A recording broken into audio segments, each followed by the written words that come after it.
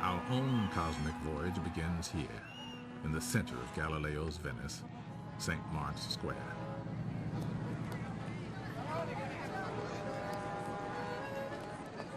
Since the universe is a big place, we could easily get lost. So we'll need signposts to give us a sense of scale. The acrobat's ring is 1 meter wide. The crowd is 10 times wider, 10 meters across, larger by 1 power of 10.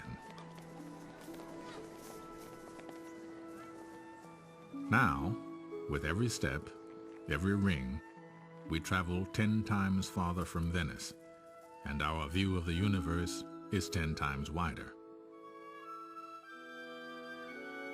The 100-meter ring surrounds St. Mark's, and 1,000 meters, 1 kilometer, the city center. As our speed increases, 4 steps, 4 powers of 10, reveal all the islands of Venice, the Adriatic Sea, and the mainland of northern Italy.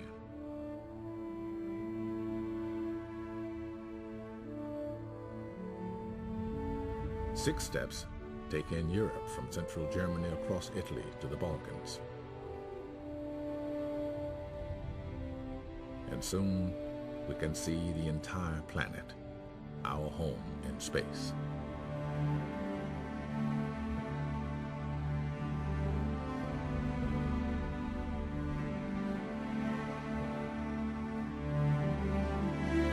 Eight steps on our outward journey, 8 powers of 10, and we pass the farthest reaches of human travel, the moon.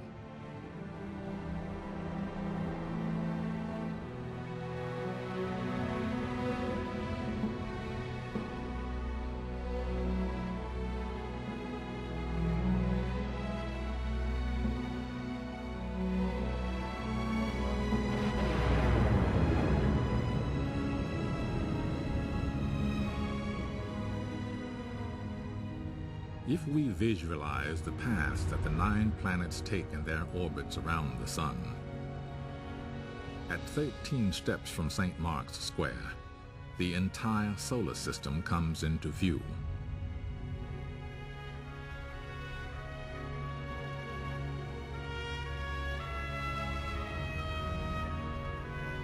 And with 15 steps, 15 powers of 10, we can see that our sun is just another star.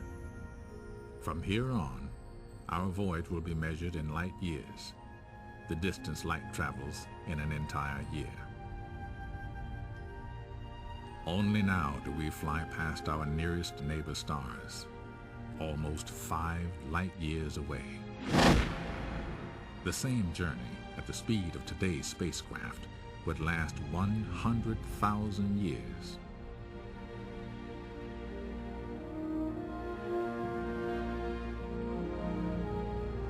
As we cross the perpetual night, our voyage takes us up and out of our sun's neighborhood, near the edge of a great pinwheel of stars.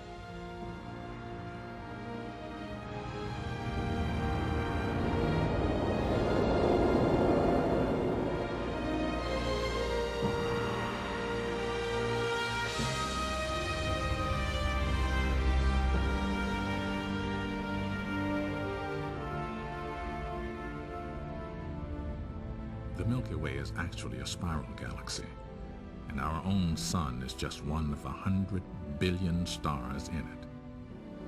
At this immense scale, 23 powers of 10, each shining light we see is not a star, but an entire galaxy, composed of countless stars.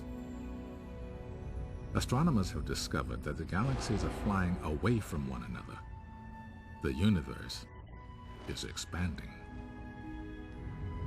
Our own galaxy, and all the others, form clusters and superclusters of stupendous size, hundreds of millions of light years across. And here, about 15 billion light years from Venice, we approach the outer limits of the visible universe. What lies beyond this cosmic horizon, we cannot see and do not know. Van Leeuwenhoek peered through his more powerful instrument and discovered a living kingdom in a drop of water.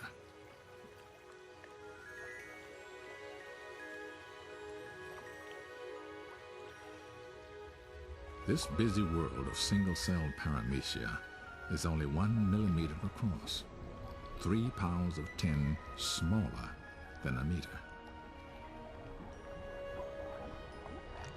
The microscope allows us to continue our journey into the realm of the very small.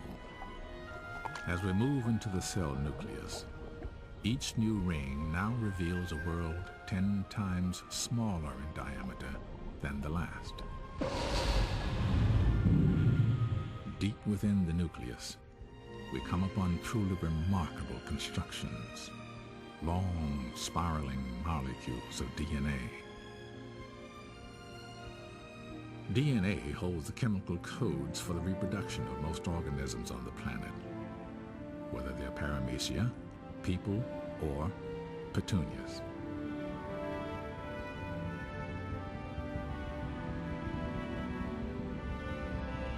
Voyaging on, we see that molecules are made of even smaller parts called atoms.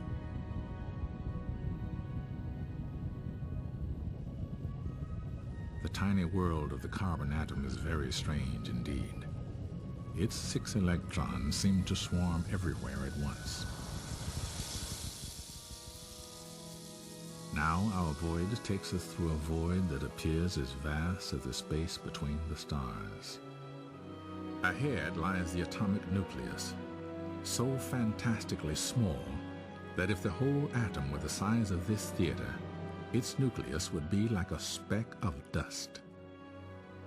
Yet the nucleus contains almost all of the atom's mass, packed into particles called protons and neutrons. And these, in turn, are made of still smaller, mysterious things called quarks. Exploring this, the inner frontier of the universe, physicists wonder if quarks might contain even tinier building blocks of matter. The more we learn about the universe, the more new mysteries we uncover. Profound questions for future generations of cosmic explorers. Will the universe go on expanding forever? Exactly how did life arise? Would there be other universes beyond our cosmic horizon? And are there others elsewhere in the universe asking the same things? Even to ask such questions is ambitious. But look how far we've traveled since our ancestors took the first steps in our cosmic voyage.